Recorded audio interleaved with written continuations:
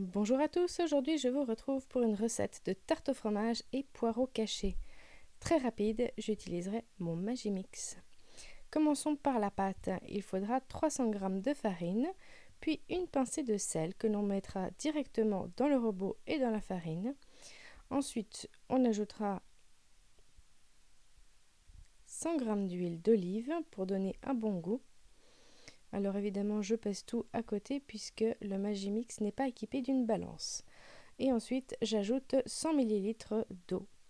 C'est tout pour ma pâte et maintenant je ferme la machine et on va préparer ça avec le mode pâte à gâteau. J'observe mais cela prend moins de temps que le programme pour façonner la pâte avec le Magimix. Je fais habituellement cette recette dans un bol et je mélange avec une fourchette et je termine habituellement à la main. Mais comme mon Magimix a été utilisé pour cuire les poireaux, eh bien j'ai décidé que comme il était sale, le goût des poireaux était imprégné partout, eh bien je pouvais préparer la pâte directement dans mon Magimix. Vous pouvez évidemment utiliser n'importe quel robot si vous ne voulez pas vous salir les doigts. Voilà, la pâte est prête et vous voyez, elle est parfaite. Parfaite, elle se détache des parois du robot. Je vais donc la mettre directement dans mon moule à tarte, mais évidemment je ne vais pas rajouter de graisse, il y en a bien assez. Je préfère ajouter un papier sulfurisé, le démoulage est donc rapide. On dirait même après que le moule est propre, mais évidemment il faut le laver. Mais au moins on ne prend pas des heures et des heures à décrocher des bouts de tarte. Voilà donc ma technique rapide pour étaler la pâte, simplement y aller avec les doigts. Comme ça, pas besoin de salir un rouleau. La pâte est très élastique, très souple et elle s'étale facilement. Je prends le temps de le faire et de décorer un petit peu les bords avec une fourchette.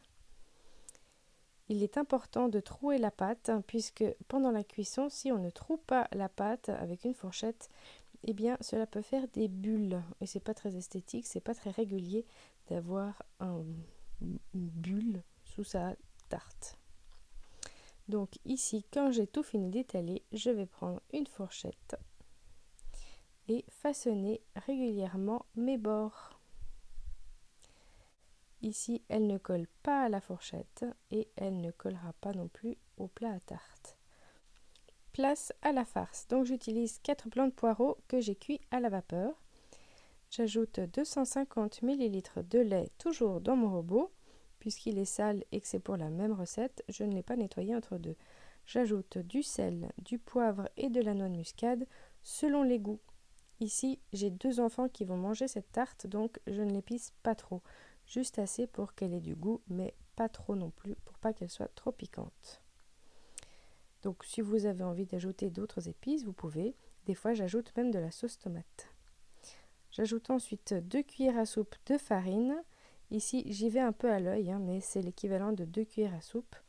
Et j'ajoute ensuite 250 g de fromage râpé. Ici, c'est un mélange pour fromage, pour tarte au fromage. Donc, j'aime bien ce mélange. Et il suffit encore d'ajouter 2 œufs que je vais ajouter par la petite fenêtre avant de lancer le Magimix. Voici donc mes 2 œufs et on va pouvoir mélanger très rapidement. Et c'est ça qui va faire que les poireaux vont être cachés. Donc ils sont tendres parce qu'ils sont cuits à la vapeur. Et en étant mixés avec le reste de la farce, eh bien on ne les verra plus. Mais leur goût sera bien présent et c'est tout là le secret de cette tarte aux poireaux cachés. Il suffit maintenant de verser cette préparation dans la pâte étalée. Et c'est tout.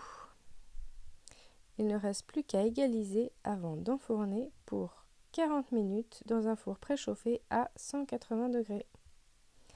On peut l'amener à un pique-nique, on peut l'amener à un repas canadien.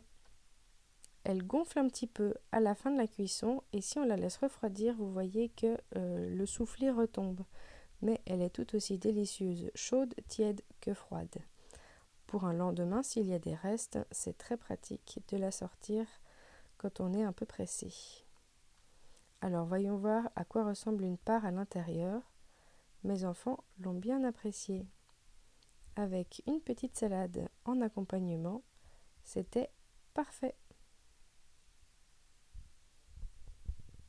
Bon appétit! Retrouvez plein d'autres recettes sur le blog pinkcappuccino.ch. Si cette recette vous a plu, n'hésitez pas à liker, abonnez-vous et partagez le lien. Belle journée à tous!